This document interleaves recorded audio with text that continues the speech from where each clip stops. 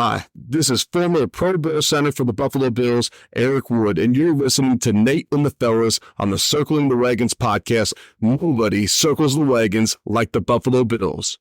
Go Bills. Where else would you rather be than right here, right now? Hey, hey, let's go Buffalo. Hey, hey, let's go Buffalo. The Bills make me wanna shout. Welcome to the Circling the Wagons podcast, a podcast discussing the Bills all year round with interviews, news, recaps, and insightful fan discussion. Most times. Here's your host and lifelong Bills fan, Nate. Hey, Bills Mafia. Welcome to another episode of Circling the Wagons, a Buffalo Bills fan podcast. I'm your host, Nate. Thank you guys so much for joining us for our first off-season episode of Circling the Wagons, where we're going to discuss some Bills news and notes as far as coaching goes, people promoted, people hired, people going to different teams, stuff like that. And then we're going to go into our awards for the Buffalo Bills 2023 season. If you've been following us throughout the regular season, we do Wall of Fame, Wall of Shame for each game. And this, we're going to do something similar to this for the entire season as it pertains to players on the Buffalo Bills.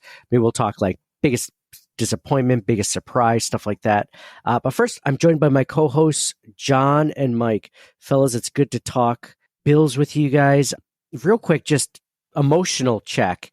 I'm kind of at the point, let me know where you guys are, because I'm kind of at the point of, like, I, for the most part, stayed off social media the last couple of weeks. Like, here and there, I checked it or maybe posted something here or there, but nothing to the extent of, like, during playoffs, right? Like, playoffs, you're checking every hour, every 10 minutes. Like, you're just constantly updating. What am I going to find? What's going on? What are people posting? What are people saying? What's the news? And now I'm just kind of like, meh, I'm starting to get out of the funk, but I was in a funk it's been 2 weeks now. I was in a funk for at least a good week. How about you guys?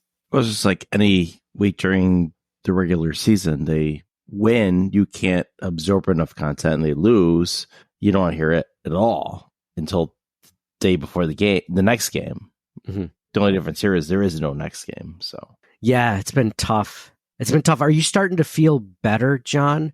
Like, from that loss, are you starting to get over it, or does that one loom large? Because this one, like, I'd argue, like, the Bills, the Chiefs win this one. I mean, there's an argument finally for this being potentially the Bills' Super Bowl, because unlike every other season where the Bills have lost in the postseason, that team that beat them has never won a game ever. And we just witnessed last week the Chiefs being the Ravens in dramatic fashion. So, like, this one feels different than other Super Bowls, you know? I kind of disagree. Any loss is terrible for me, so let's get that out of the way. But like, from like a Super Bowl perspective, like, this is our year type of thing, like, I think 13 seconds was worse than this. Like, it felt like that was, if you're going to pick a year, that would have been the year. Not to say that, like, it wasn't. It's not this year. Like, you can't say any of the years are the year, but if you're going to pick one, maybe that would have been it. But they're in it in all of these years. That's the thing that you got to remember. Still Josh Allen, and they still have an amazing offense. You look at, not to get ahead of ourselves here, but you look at free agency, the offense is largely intact, minus Gabe Davis, which they needed another receiver anyway.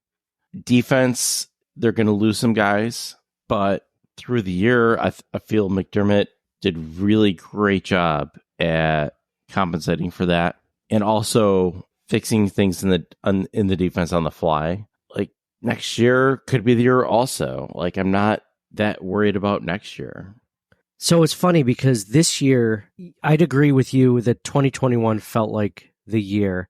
And oddly enough, that was the last season, the last postseason where we were really healthy, right? Like, even last year, we lost Micah Hyde, we lost Von Miller.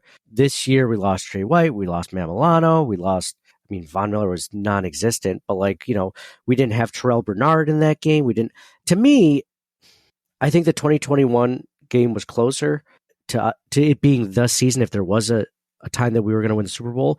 But damn, like if it wasn't for those injuries, man, if it wasn't for Benford being out, like Rasul Douglas wasn't 100%. Like there were so many injuries the Bills had to overcome just to come within 3 points.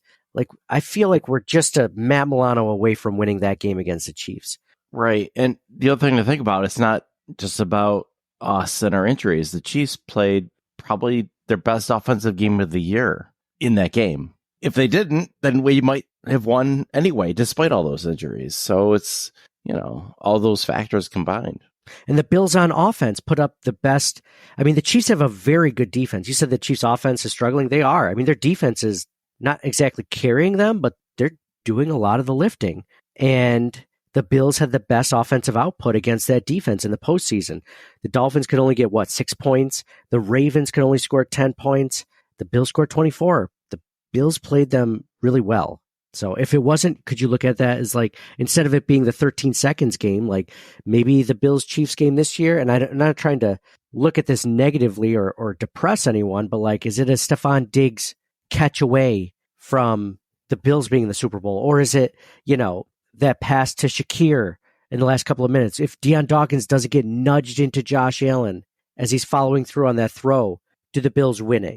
There's so many questions I have that I will never get answered.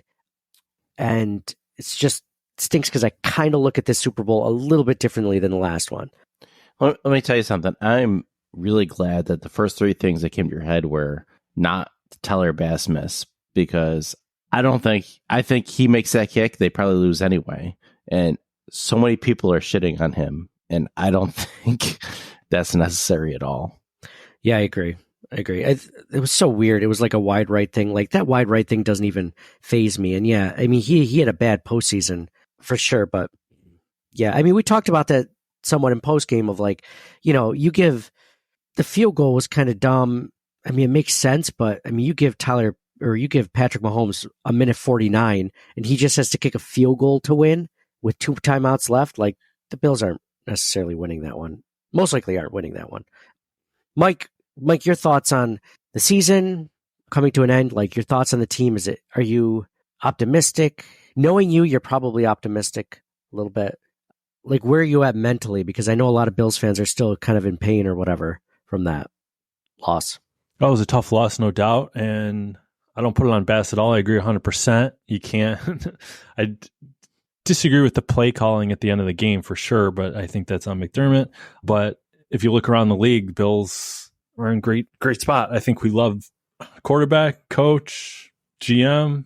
Hopefully we continue to get better, because we're always talking about, this other team is making improvements. This other team is making improvements. And we do it seems like we run it back a lot of the time. So I'm excited for the draft, and hopefully we could get some studs, particularly wide receiver, and McDermott will play some rookies. Yeah, he'll have to. I'm relative to everybody else outside the Chiefs. We got a great situation, and we're in it year in and year out.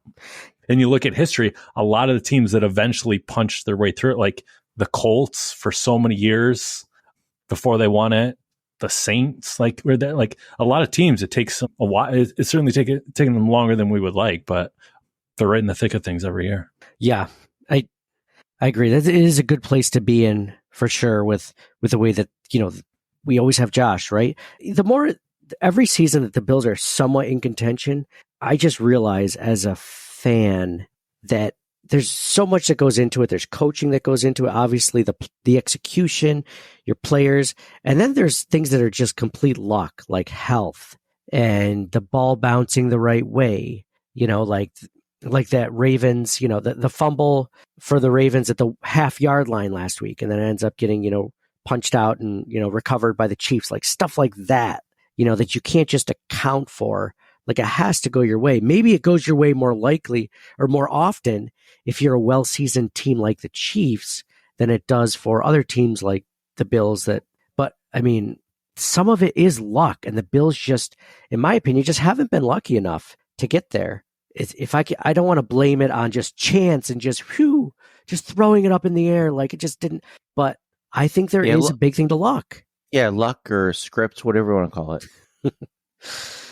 It's funny, Naheem Hines, I don't know if you saw his tweet. He's just like, dude, there's no script or whatever. Like, trust me, he's like, I forgot exactly what his example was, but he said this and that, and then all of a sudden he muffed the punt on the next game or something. So he's like, there's no way it could be scripted. He was told to say that. Yeah, that's exactly. Exactly. Nice one, Naheem. way to read what the script or write what the script tells you to write. Yeah, I guess I'm just more of aware of like the luck factor, and it's just like you just got to get luck, and the Bills were unlucky this year, like the lack thereof of having luck, because I think if the Bills have the defense, the players that they needed when they had to. I mean, they were banged up going into the playoffs, and then they just got decimated in the Steelers game, and they lost like 3 or 4 starters on defense. But like you said, John, the Bills are bringing back a lot of their offense, and Mike said about wide receivers coming back, which is a good thing. The Bills being forced to draft a wide receiver, Gabe Davis being the only guy that's not under contract next season. That's okay. I'm okay with that, because in the end, it's really what Josh Allen and the offense does. And you look at the biggest need on offense, it's probably still receiver, right? Receiver number 2 to be eventual receiver number 1. But they do still have Diggs, Kincaid, and Shakir. I know people are thinking maybe Diggs has lost a step, but those are really 3 good players to start with, right? Yeah. And Cook, when he doesn't drop the ball, knocks at times. So let's talk about offensive coordinator, offense on the offensive side. Let's talk about coaching changes or coaching non-changes, as it were. The Buffalo Bills announced formally that previous, I guess you would call him temporary or preliminary offensive coordinator that took over for Ken Dorsey, Joe Brady. He is now formally the offensive coordinator for the Buffalo Bills, which is kind of nice because he was getting a head coaching, interview for the Atlanta Falcons. So I think the Bills at one point were like, man, we got to make this formal. We got to put a ring on it, because this isn't. Did the Falcons interview like 14 guys for that job? It was something crazy. It was something a lot. It was a lot. They interviewed Bill Belichick even, they interviewed him. Then they went with Raheem Morris, I believe. So yeah, so maybe it wasn't just him, but people that were losing to other jobs, like nobody's been fired as far as I know. No one yet. Some would argue there should be some coaches that should maybe be taking a look at, special teams, like some other coaching assistant coach could potentially, after having, a terrible regular season, their kicker only getting 2 of 5 in the postseason. The coverage units haven't been that good most of the year. And you're still afraid that they're going to drop the ball. Every time. Every time except that Deontay Hardy touchdown. You've kind of gritted your teeth through every play, right? There's a lot. So Matthew Smiley, special teams coach, is still on the team for now, which is kind of ironic, in my opinion, because you could technically use him as a scapegoat for losing, even though we agree that Tyler Bass making that field goal doesn't really matter, but he also had a very bad postseason. And then so was the fake punt to DeMar Hamlin. I don't know what was going on. 12 men on the field in the Denver game. I mean, the list goes on. But anyway, I'm not going to go into that. Just, it is what it is. For now, he's staying.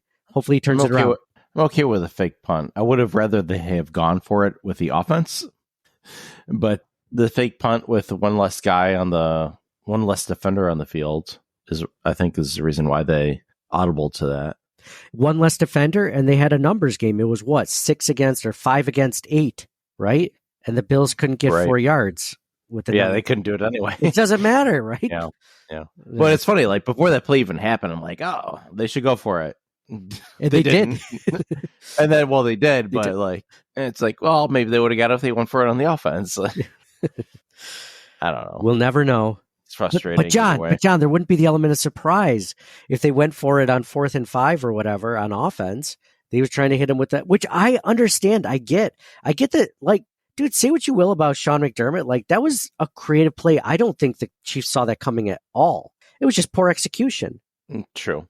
Yeah. Like, I like the play call. I like the idea that, like you said, they had one less player on the field. Freaking run it, man. Like, you have one less player. If you're going to do it, you're saving a play like that for the postseason. Exactly. Right? Yes.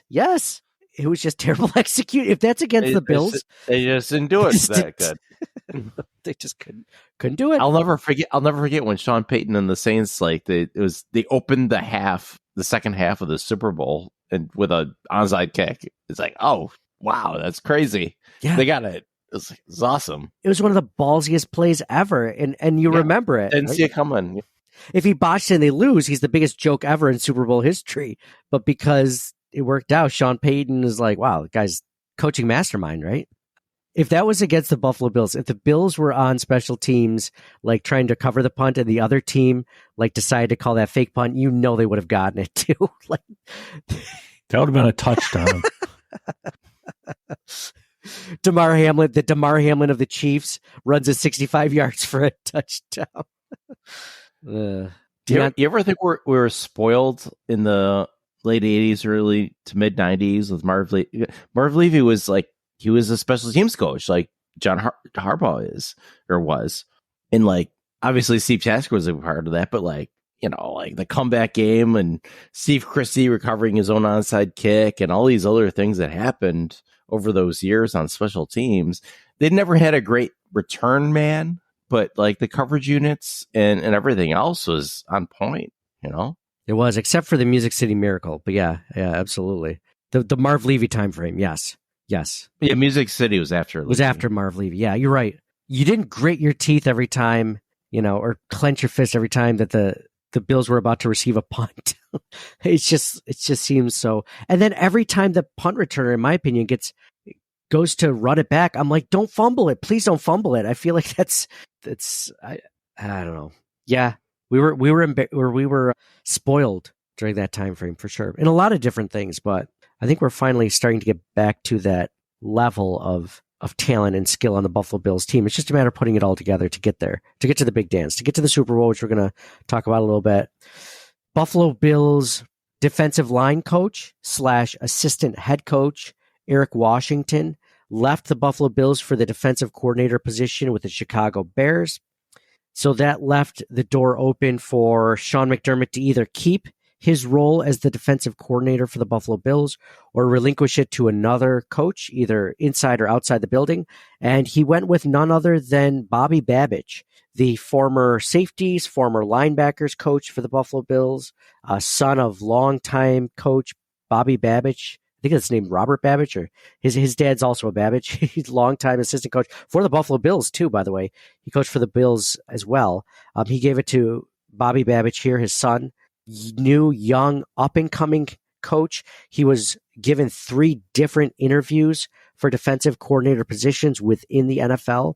So he was very highly sought after. And I think that the Buffalo Bills and Sean McDermott, Brandon Beane, did the right thing by giving him this role, because now he continues to be an integral part of this team. What if you think about it, John and Mike, like this is each area that he's coached has seen tremendous improvement. Think about safeties. I mean, obviously Jordan Poyer, Micah Hyde, like that goes without saying. Maybe they're like that without him, but I mean, he got the best out of Jordan Poyer and Micah Hyde. I'd argue that, you know, we've gotten out of any safety tandem throughout the entire, you know, experience, our experience as a Bills fan. And then you could also argue that since he hasn't been the safeties coach the last couple of years, the safeties play has kind of gone down a little bit. Not as good, but still pretty good.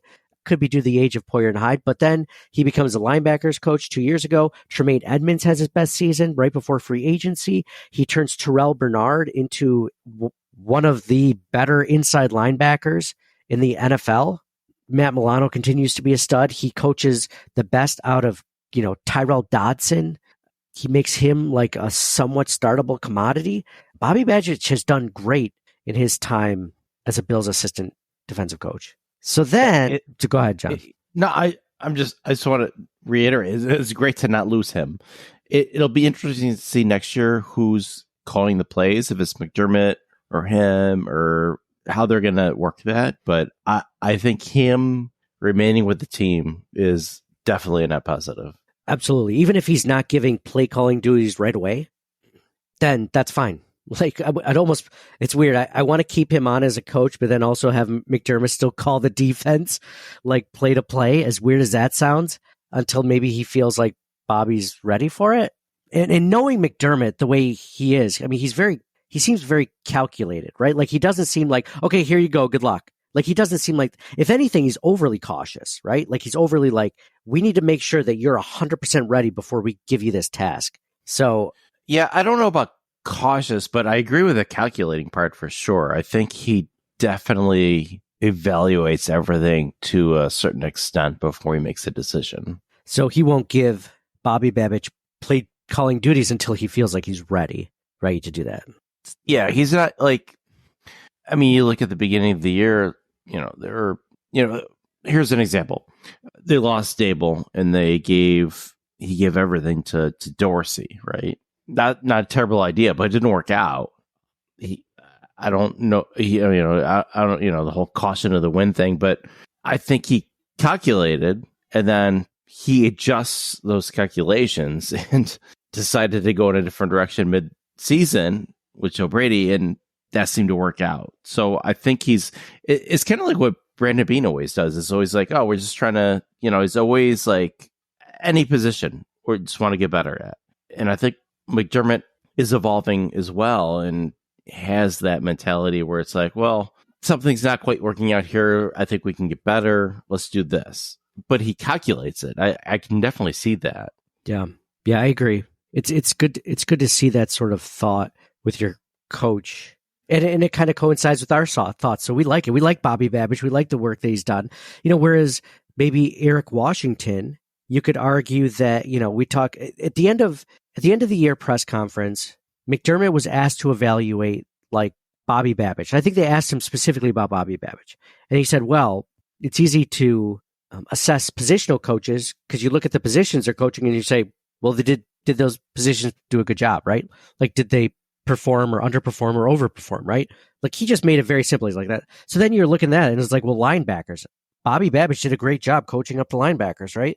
Just based on that. Now you look at Eric Washington, the defensive line coach, and you're like, well, based on that logic, I think the defensive line has been underwhelming the last season or so, or at least down the stretch when it really mattered. So maybe that led to the fact that they didn't want to give Eric Washington that DC job, partially because of that. Now, I'm not saying Eric Washington is a bad coach or whatever.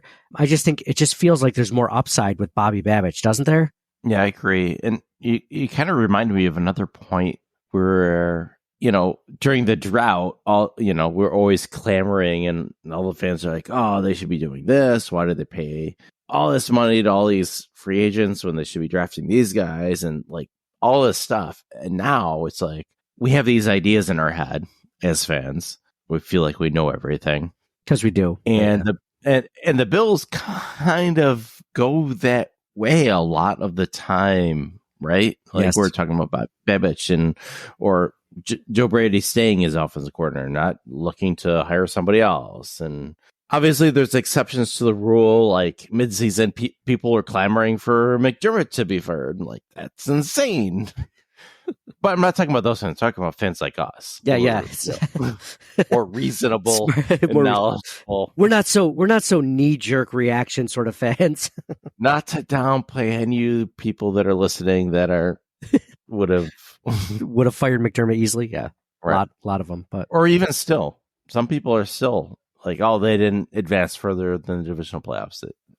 I think that's insane. Hey, I might be there in a year. That could be another discussion too. I might be there in a year if this happens again, or if they get, if they don't make the playoffs or they get bounced in the wild card. Like, at some point you have to be like, okay, this is good enough to get to one point. Do we need something else to get the extra, to the next level? But not right now. Okay, agreed there. Not right now. I don't know. I mean, what do you think? He's the Schottenheimer of the Bills, or do you think? Because there's not too many examples of that, right? No. Most often, you fire a coach in that predicament, and you get worse. You don't get better. Yes, I think we'll see. I don't want to get onto McDermott just yet, but your point is well made. We didn't talk about Joe Brady a whole lot. We just said that he got the job. I mean, you're excited about that move, like I am, right? Like, I mean, at least unlike Dorsey. Like when Dorsey was hired, that guy had no experience calling plays. At least now we have a small sample size of Joe Brady doing it, and he did it better than the last guy. So you have to think, like, give him another offseason with his. For sure. And it was mostly with the old guy's playbook. Like, Old guy's crappy playbook, right? well, You ever get stuck with a playbook in Madden? I don't want to completely shit on it, but like he obviously put his tweaks in. You know, there was a little bit more motion. I would like to see a lot more play action next year. I would like to see the playbook overhauled, and I'm sure it's going to be. You just can't do that halfway through the year with everybody knows it already. So you have to kind of just tweak it kind of, and then go from there, you know, game by game. Obviously each week you can put new wrinkles in, but from, you know, he kept winning either way. It's not like, oh, he lost a few games and they won almost every single game since he was in there. So yeah, and they looked better. There were times like in the Patriots game and was it the Chargers? Like the offense could have been better, but overall it was better than it was the first half of the year, I thought. Yep, they were able to run the ball much better after Brady took over, I thought. Yeah, Cook finished. James Cook was like the fourth in rushing yards, something like that, in the whole NFL, fourth or fifth. Yeah, he finished the season strong. And to your point, that's why you made me think of the rushing is because of play action. Like it might actually be useful now. Before there, people are like, "Who cares? Go ahead, try to do play action. We know you're not going to run the ball because you suck at running. Go ahead, do play action. We're not going to go after or whatever." But now it's a threat. Now, so it should be used more. Agreed.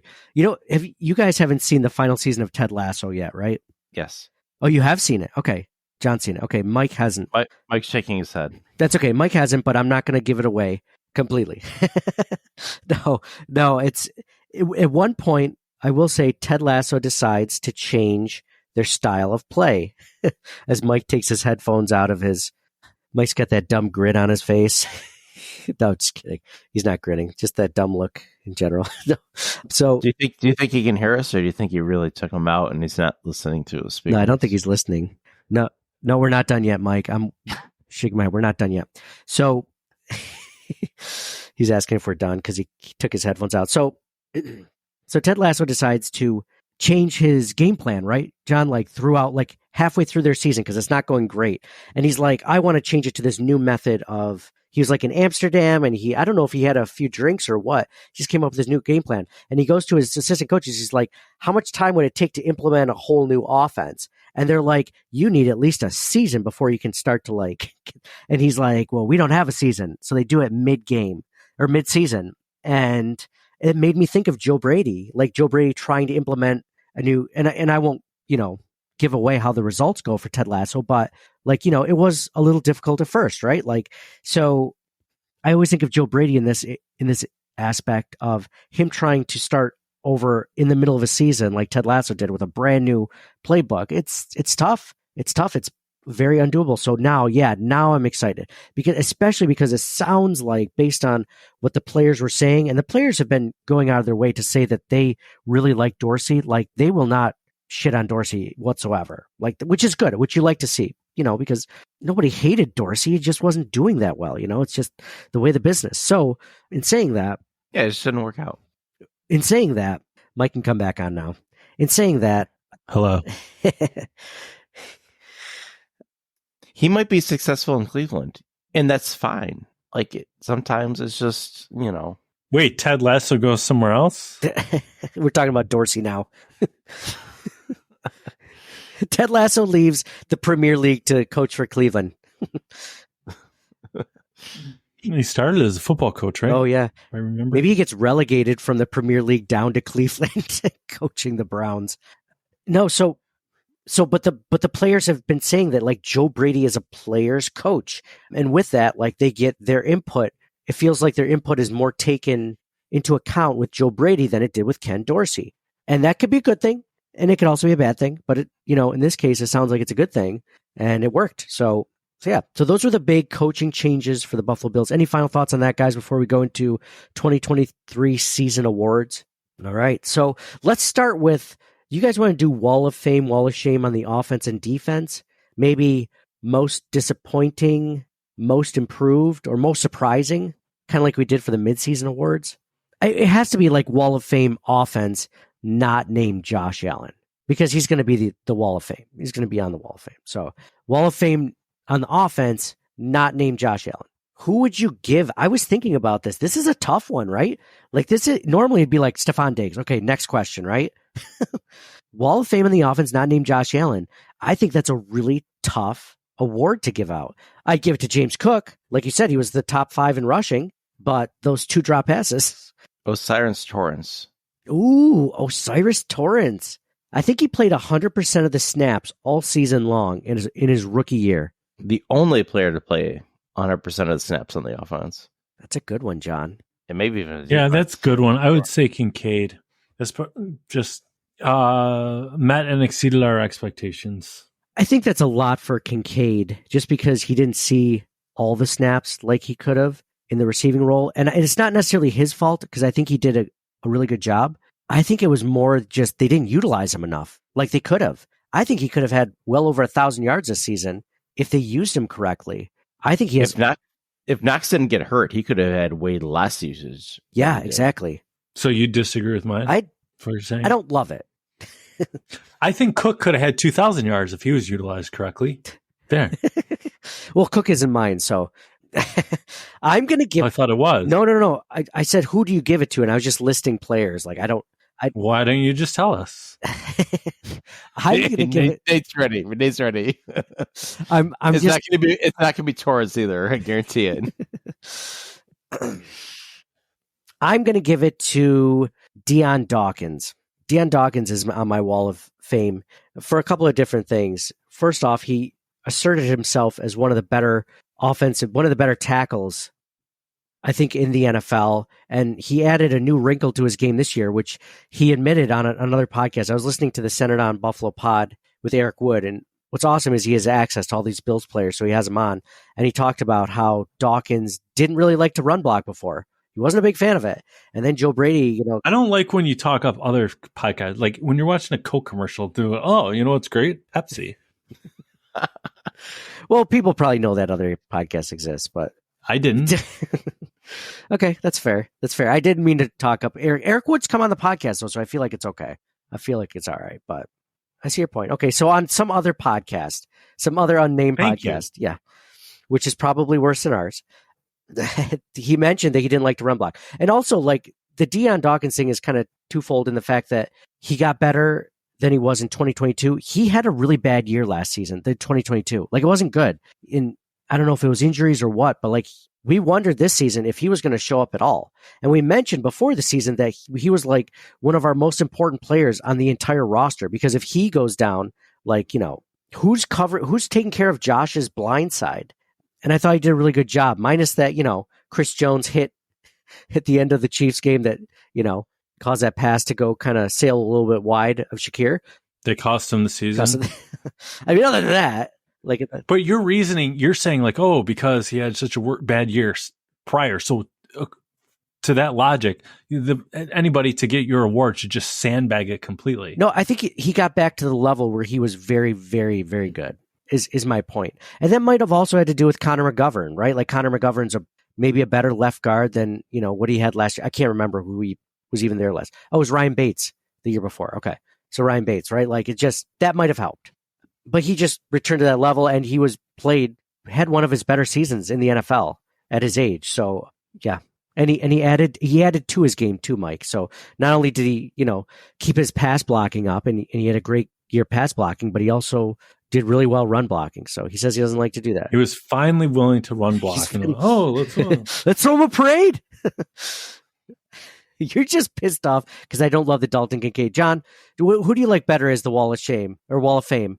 Mine or Mike's? I was actually let's not dismiss my pick.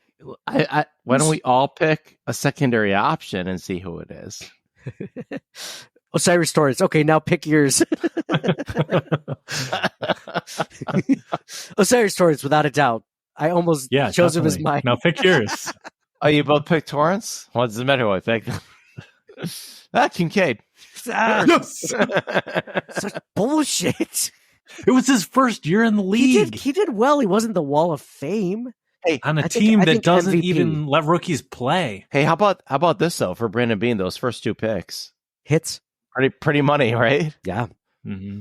Yeah, absolutely. I don't think he's ever hit on his first 2 picks like this. Both starters, almost starters. I mean, Dalton Kincaid, not starting yet, but It should be starting. should be starting. If there was any way, so there's no way to get out of Dawson Knox's contract, but if there was, I'd say he's restructure Knox. If there was one player where you're just like, that was a terrible contract, I think it's Dawson Knox's contract. I'm not saying he's a bad player. I'm not saying he isn't a team player, because he's like, dude, I'll do whatever you want. He's like, if you want me to be fullback the entire game, I'll do that. Like, coaches have said that. It's tough. He was improving and didn't have anybody else. Now they have somebody else, and now it's like, oh, that's a bad contract. Same thing with Von Miller. It's like, oh, that was a terrible contract. Well, because he got hurt, but like, he was good before he got hurt. That doesn't count. You're getting ahead of me for wall of shame on the defensive side or whatever. Like if you're hurt, if you're injured, you can't, like, as a fan, you can't be like, oh, that was a terrible contract. He was good for the Bills. He was good for the Bills before he got hurt. He was. You can't count that. You know what Von Miller's 2023 season reminds me of in meme form? Have you ever, guys, I know Mike's seen it because I recommended it to you. John, have you ever seen the skit show on Netflix called I Think You Should Leave? I don't think so. It's like a newer, I think it's been out a couple seasons. It's one of those things where it's like hit or miss, but like when it's hit, like it is hysterical. Like I love it. And Mike, you'll remember this. There's that one skit. I don't even know what they're talking about. They show people in the military. There's like, I'm doing my part. I'm doing my part. And then there's like 3 or 4 of them. I'm doing my part. And then they show the main character. He's like, I didn't do fucking shit. And that makes me think of Von Miller's 2023 season. It's like Terrell Bernard. I'm doing my job. Everyone else, I'm doing my job. Then they get to Von Miller. I didn't do fucking shit. Think about Tre'Davious White when he came back from his injury. It took a while for him to get back to form, and then all of a sudden he's awesome again. Unfortunately, got hurt again, but for the second time, I feel really bad for the guy. But like Miller could come back in September, he'd be fantastic. He's older, but you don't know. The way you place empathy just is striking to me. So, why are you shaking your head? No, I agree. Usually I you agree. shake your It's head. bullshit. Okay. I thought I had like no sound or something. No. I want you to be happy in life, John. And so when you're like, oh, I'm spending this empathy for Tre'Davious, like the 7.9 billion people on the earth would trade for like that. The people don't get me wrong. I think they should cut White and save 6 point whatever million on the cap. I still feel bad for the guy, but I'm saying they should cut him. I was in the hospital longer than Tre'Davious White, and I didn't get this much empathy. I don't think John even knew you were having surgery. John's talked about Tre'Davious White nonstop since that injury every single week on the podcast. Not even a text from him saying, What has he made lifetime earnings to rehab? Jeez. I mean, just You tell me you're trying to prove a point here. So he's probably at least 40, What is 50 it? million, 40, 50, 60 million lifetime are earnings. you just throwing out numbers? You know this? What is Hey, don't you're just at some point it doesn't matter. I would argue over 10 million. It probably doesn't matter. But that wasn't the point I was trying to make. The point I was trying to make was when he came back from his first injury, it took longer than normal before he was really good again. Maybe the same could happen for Von Miller. I don't know. But they're stuck with him, so we can hope for that. They can't trade him or cut him. Trey White, though, they could cut. Yeah, that might be a tough decision when it comes down to it. And you do feel worse for him than you did for Von Miller. I think it's all about life. The older I get, the more I realize it's all about setting expectations. And we've talked about this with Von Miller. If Von Miller didn't come out before the season and said, I'm going to be ready week 1, if he was just like, I'm doing the best I can, I'm rehabbing, I've been through this before, it's not easy, but I'm going to, hopefully it'll get, then we all would have changed our expectations for Von Miller. Nobody would have figured that he'd be ready by week 6 when he actually did get, playing time, or week 5 or whatever it was. Like we were all thinking like, okay, now he's ready. Okay.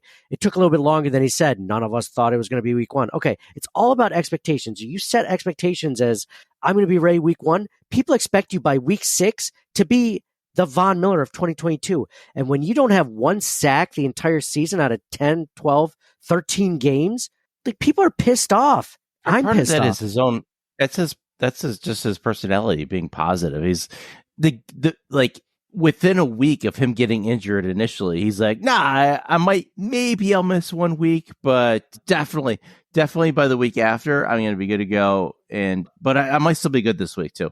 And then it's like a year later before you even saw it's just his personality. He wants to be positive, and you can't blame him for that. You can't. Nate and I absolutely do blame him because people's personalities can be flawed all the time. As a fan, you can't set your expectations based on what he's literally player is you. saying. It's not innuendo. It's not reading between the lines. He's literally telling you. Yeah, he's not a doctor. He's just saying, no, I feel like I'm going to be good. What player wouldn't say that? This reminds me of, do you remember the Adam Sandler album with Skid? It was like, is this people having sex or working out? And like, they're just like, you hear people groaning and be like, oh yeah, that's definitely two people having sex. He's like, no, they're actually weightlifting. And then they finally get to like the third or fourth one where the people are like, we're definitely not working out. We're definitely having sex. People are like, those are two people having sex. They're like, nope, working out. Sorry. This is like this. It's like Von Miller. Like, I'm definitely coming back week 1. It's just like, well, you can't read between the lines. You know, you never know. Like he's like him thinking that he didn't even tear his ACL. Like, I'm glad you brought that up, John, because it's like, how do you not know? You just tore your ACL, 5 or 6 years ago. He's like, I might be back before the end of the season. I don't know. Well, like, if you remember, like, he was seeking like a second opinion and making sure that they interview McDermott and he gives a canned response and the reporters are disappointed because, he's saying the same thing he always says. So now like people latch on to like the tiniest thing that Stephon Diggs says that's really cryptic apparently, or something Von Miller says, and they run with that instead because they can't get anything out of the coach or Bean or whoever else that they're interviewing. It's just all media stuff. Who cares? At the end of the day, it's what the coaches and the general manager decides who's going to be on the field that day, what they're going to do, what the game plan is, and go from there. I wish that Von Miller had more canned answers and was like more cryptic than him coming out and saying what he thought, or at least telling the general public. Like when he clearly either he was not in it mentally at all this season, or physically he wasn't. Physically he wasn't ready to be playing. But you know what I'll say to that? This is how I think he was physically ready. His mind was just not in it for whatever reason. And he just basically took 2023 off. It was like his senior skip year or something. I don't know. He had senioritis this last season because Sean McDermott is very reluctant to play players when they're injured. Like, look at Rasul Douglas. He didn't play him against the Steelers, even though he probably could have, they said. But he wanted to play it safe. He wasn't up to 70, 80% or whatever it was to get him to play. So that's why he played for the Chiefs game. And you could still tell he was hobbled. So, in saying that, I think that Von Miller was physically ready to play. He was physically ready. Sean McDermott wouldn't have pushed him out there just because of that. So I think he was ready physically. Maybe he was 70, 80% at the beginning of the season. And then eventually he got to 100% at some point or whatever. But he was good enough to play. It was just all on Von. It was all on Von. Yeah, but how many snaps did he play in those games? He's active, but that doesn't mean he played I want to say he was playing 30 to 40% of the snaps, but when he was healthy, he was playing 50 to 60%. It wasn't like that much. It wasn't a ridiculous amount less. He wasn't active that one game. And how is that compared to the other healthy defensive ends? John, he didn't have a sack all season. Like he could have played if he played enough, snaps to get a sack, which is probably 100 snaps or 80 snaps or whatever it took. He probably got a sack every 60, 70 snaps in 2022. But he played less than he did before the injury. But not enough to not make an impact at all. Remember that was a big joke? AJ Klein had more tackles than Von Miller in one game. He had 3 times more tackles than Von Miller in one game than Von Miller had. He's a linebacker. He should get more tackles. In one game, John, compared to 10, 12 games. You're saying over the course. Because he had 9 tackles in one game. That was 3 times. I thought you were talking in the same game. No. I mean, we can all agree that his season was a huge disappointment. No, John's sticking up for Von Miller. He thinks Von Miller had a great season, apparently. No sacks, 4 tackles or something. Don't remember saying that, but okay. We're all disappointed in his season. Yes, we're all disappointed in this Yeah, season. okay. Yes. Oh, We can yes. agree on that. Where are we? And it was because he set expectations way too high. Well, that's what. Yeah, it's all about what he said, right? And like, Exactly. people get all up in arms about what other players say or do or don't say or don't do, and like, who cares? It's not. That's. I'd say we were even more I conservative. don't think we shouldn't believe what the players or the coaches say in interviews ever. Yeah, but if he says I'm going to be ready for week 1, we all agree. Unless there's somebody ranting, like in a post game press conference, like, you know, Dennis Green or Jim Mora, or like, You don't get anything from those guys. yeah, like, unless it's one of those sound bites. No, I don't believe anything that any of these guys are saying. Yeah. So, offensive wall of shame. Who would you put on your offensive side of the ball? Wall of shame for the way that this season played out.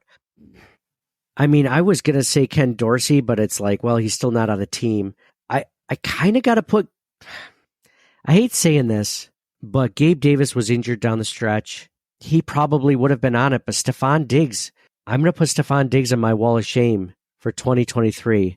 And not that I think he's a bad wide receiver, not that I think he couldn't bounce back in 2024, but I mean, Khalil Shakir was outperforming him the second half of the season. And like you were saying, John, with the cryptic things that Stephon Diggs is saying, it wasn't that bad. I mean, but the fact that when he was interviewed at the Pro Bowl and he didn't say, I love Josh Allen and I want to stay in Buffalo, he basically just said, you know, we'll see and I'm not sure or whatever. He didn't say that he was on good terms with Josh Allen. He didn't say he saw himself in Buffalo in 2024. So just a disappointing end of the season for me.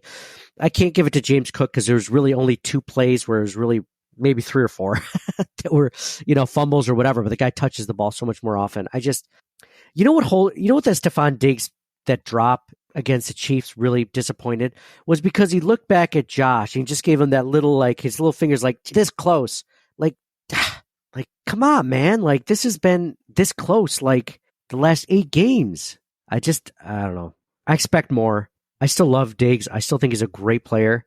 His second half was just too disappointing for me to leave him off the wall of shame. John, do you want to go next? Mike? I'll go. I think Diggs. Where else can it's in my mind? It's Gabe Davis or Diggs, and Davis has the benefit of being injured.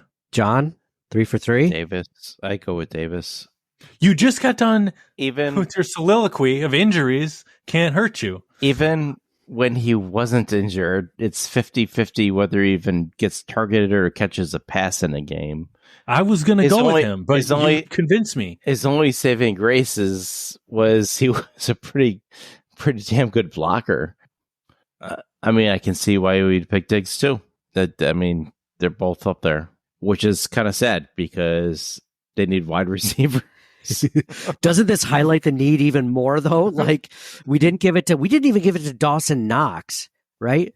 Like we gave it to a wide receiver, Davis and Diggs. Well, part of me thinks like at the end, like last year, like the whole problem was it was too transparent. It's like Allen to Diggs, Allen to Diggs, Allen to Diggs. That's the only thing they could do. They need other receiving weapons. And now this year, especially in the second half of the year, they were like, oh, Shakir and Kincaid. Well, Kincaid in the middle of the year too. And Cook at times. They had, different receiving weapons. But then when push came to shove down the stretch and, the big bomb, I can forgive I don't know if I can forgive, but like Sherfield had drops that also, not just Diggs, Sherfield's 4th or 5th receiver at that point, right? Yeah. Diggs is supposed to be the alpha guy. So that's what makes that harder. It's just...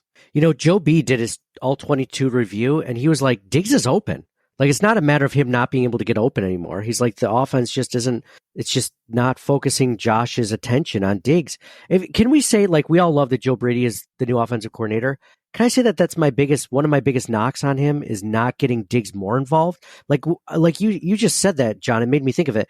I think Dorsey made him overemphasized, and I think that Brady made him underemphasized. Yeah, I agree. And I think there needs to be some sort of medium for that. And maybe, having this offseason to readjust. And that's why I'm hopeful for Joe Brady. Yeah. Like Diggs isn't going anywhere. No, They couldn't, even if they wanted to. They couldn't. The amount of money they'd lose, it wouldn't be worth it. You always have to look at, like, how much would it cost to get rid of someone, and then what are you left with? Is it worth just losing the player altogether, or just overpaying for the player to have his performance, right? And it doesn't make sense to get zero away from trading Diggs or releasing him. It doesn't make sense because you get zero for him, and you still take a huge chunk of dead cap. It doesn't make sense. So yeah, I agree. And no matter how you slice it, he's still their best receiving weapon. Yep, absolutely. What do you think about, okay, let's go to the defensive side of the ball. Who is on your wall of fame for the defense in 2023? John, I'll start with you first. I think I know exactly where you're going to go without you even needing to mention this, but I'll start with you. Bernard has to be, right? As I predicted, of course, in the offseason.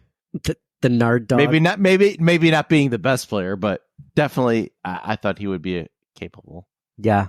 I like the Nard dog too. I want to give an honorable mention though to Ed Oliver and Rasul Douglas. I think if Ed Oliver he did not show up against the Chiefs game, but I mean, he just got bullied in that game. And then Rasul Douglas, I mean, he just wasn't there the whole season. So, but I really liked what he brought. But yeah, Terrell Bernard for me is the wall of fame on defense.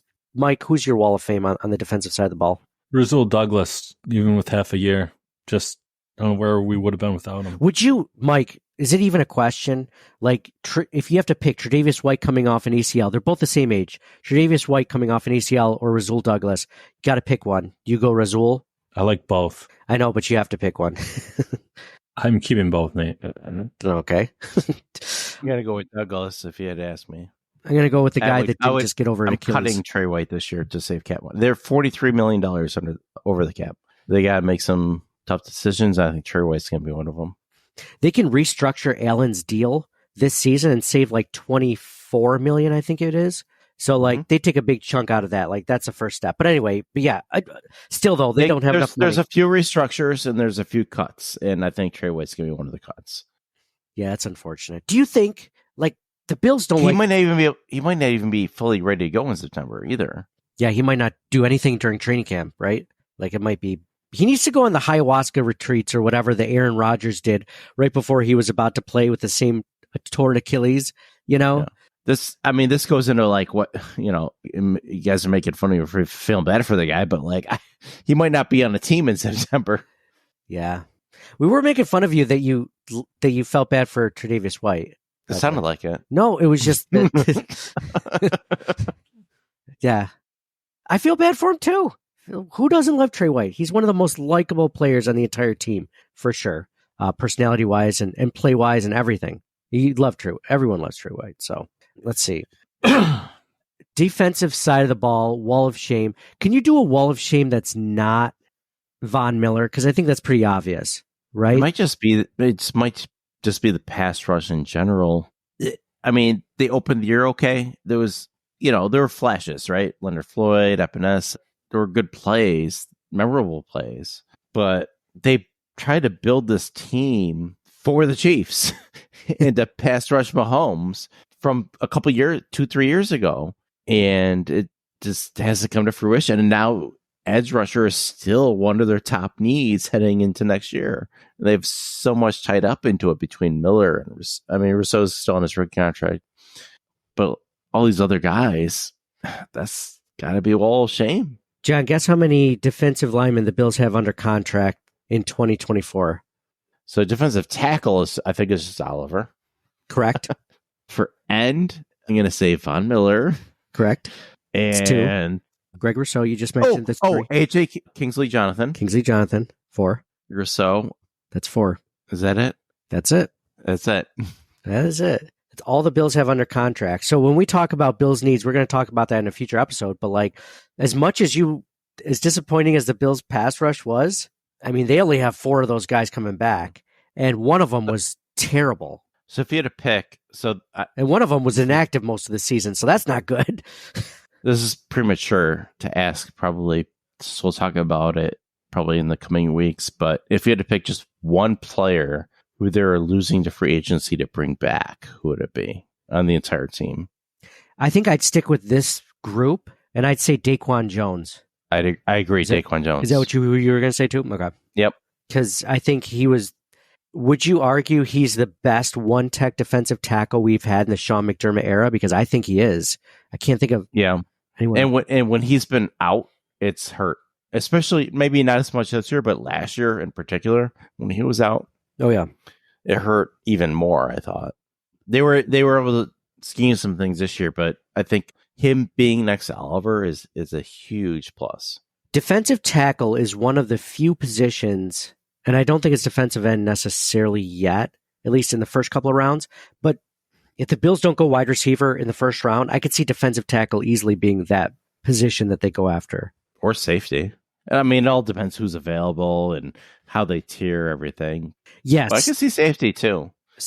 Safety, I agree. It could be safety because they only have Poyer on their roster right now.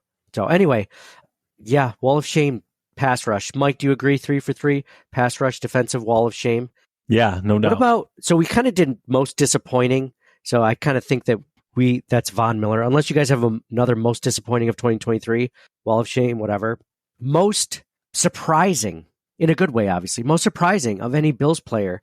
And if we had to give it to somebody that wasn't a player that we've mentioned already, like Terrell Bernard, I'd say was one of the most surprising players. But if you had to give it to somebody that you haven't mentioned yet, like I think I would give it to Spencer Brown. Spencer Brown is one of the most surprising players of this season. I think he had his best season by far as a player. And I've listened to other interviews on other podcasts, which I won't mention, Mike, that people talked, like Deion Dawkins talked about him, Mitch Morse talked about him, and they're like, people were saying that he was going to be a bust. People and he, credit to him, he turned it around and showed them that he wasn't going to be, he didn't go down that road. And they're like, he put everything together. And Deion Dawkins was actually much more frank about it. And he was just like, man, he's like, he kind of got in his ear, like, you gotta get your shit together, man. And dude, tons of credit to Spencer Brown. He was not a liability this last season at all. I'd say he was he played at above average level. So he is my most surprising in a good way. Obviously, player on the Bills this season. Tons of credit to him. It's so easy to see guys like the Cody Fords of the Buffalo Bills that just can't seem to make it. And this guy pulled himself out of it and finally put his potential out there. Stopped making it potential and turned it into real, kinetic. I don't know whatever it is. Mike, John, who is your most surprising Buffalo Bill in the 2023 season? I'll start with you, John. That's a really good one. My mind goes to like rookies and second year guys. Like a lot of, we've already talked about like Torrance and Kincaid and Bernard, Shakir. We haven't really talked about Shakir, but no, I think you've convinced me Spencer Brown would be up there. Mike, 3 for 3, Spencer Brown, or you got someone better? Yeah, sounds good. All right, real quick. I know Mike's got to head out. Super Bowl predictions before next week. I think next week we're going to talk more about the salary cap and stuff like that. Super Bowl predictions. I mentioned earlier, I think that the Chiefs are going to win, not because I want them to win, but just because I'm going to bet. If I'm going to bet this game, I'm going to bet the Chiefs money line, because I like to do this thing now where I bet on the teams that I don't want to win, just because it's like I'll bet their money line, because either way I win. I do not want the Chiefs to win, but if they're going to win, I might as well make some money off of it, because otherwise I'm just screwed both ways. If I bet on the 49ers and then they lose and I lose money, this way at least there's one win. It's loss-win or win-loss. Either way, I win something. What do you guys think? I do think the Chiefs will win, though, but... What's the line? Last time I checked, it was Chiefs -2. At the beginning of the week, or maybe it was last week. First open. I'm sorry. I saw Niners -1. Sorry, Niners -2. I thought that's what it was. Sorry. And now I just got locked out of my account. Hold. Like, reset password. Like, really? All right. So we definitely know they wanted Taylor Swift to get to the Super Bowl. So now we just have to predict scripts for who wins the Super Bowl. The 49ers are 2-point favorites, yes. Dude, that would make for the best song ever, is her talking about, because she's never known for making like really happy songs, like, oh, this is great, like life's amazing. They're all about breakups, right? And people disappointing you, right? Wouldn't that be perfect if the Chiefs lost the Super Bowl? Be a perfect hit. 1 yard short. But then we couldn't see her hoist the Lombardi. Oh, the NFL wants that so bad. Think of all the views. So, Mike, what do you think? Don't know. Hoping for a close game. I guess I would take the points. Tough to go against Mahomes with just so many weapons on the 49ers offense, right?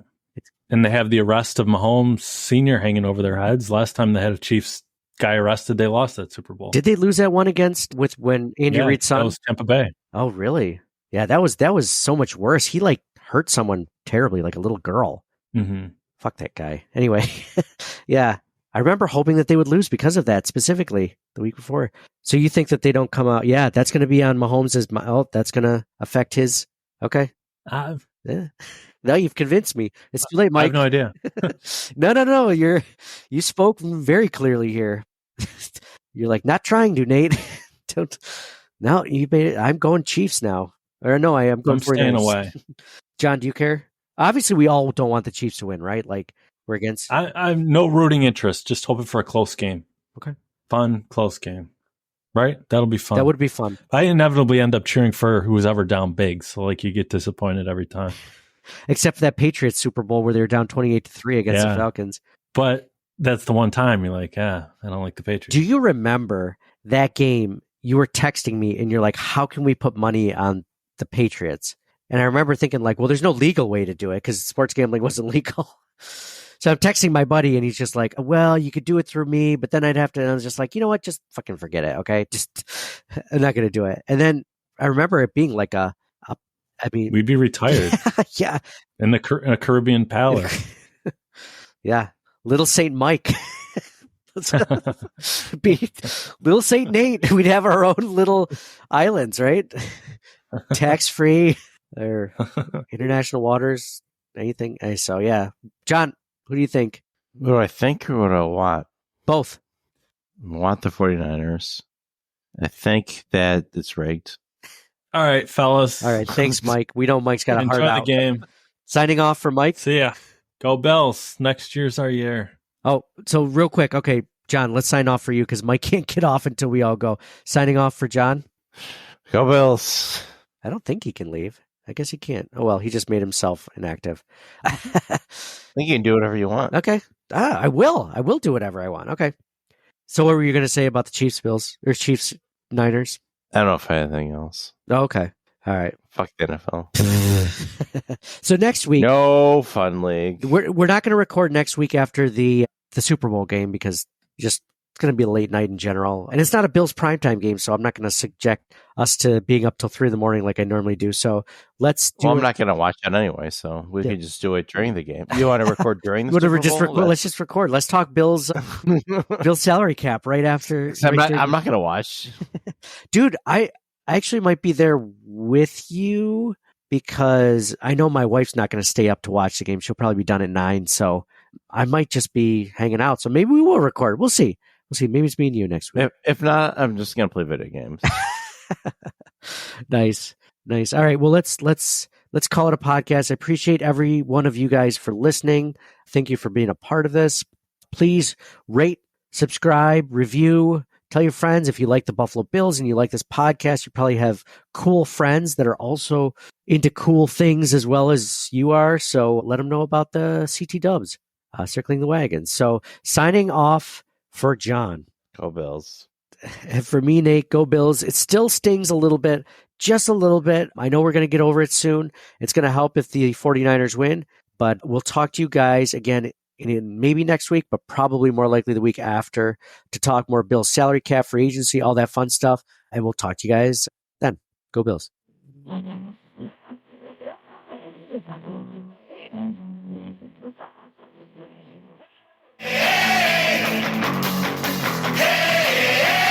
Let's go Buffalo! Hey, hey, let's go Buffalo! Hey, hey, let's go Buffalo! Hey, let's go Buffalo! Find us out in the parking lot. We got the tailgate down in our favorite spot.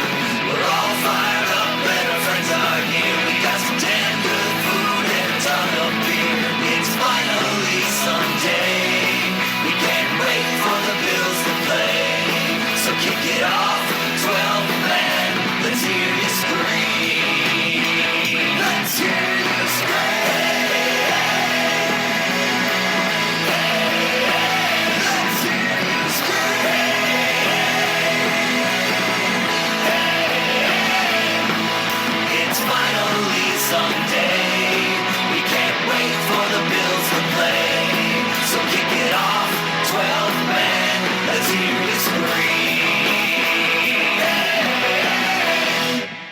Thank you for listening to the Circling the Wagons podcast. Download and subscribe to us in your favorite podcast service. Email us at ctwpod@gmail.com. That's Charlie Tango Whiskey Pod @gmail.com. Follow us on Facebook and Twitter at CTWPod. And most importantly, go Bills! Nobody circles the wagons like the Buffalo Bills. Nobody circles the wagons like the Buffalo Bills, Nate. Well, listen, the whole show is called Circling the Wagons. Say no more. I love it.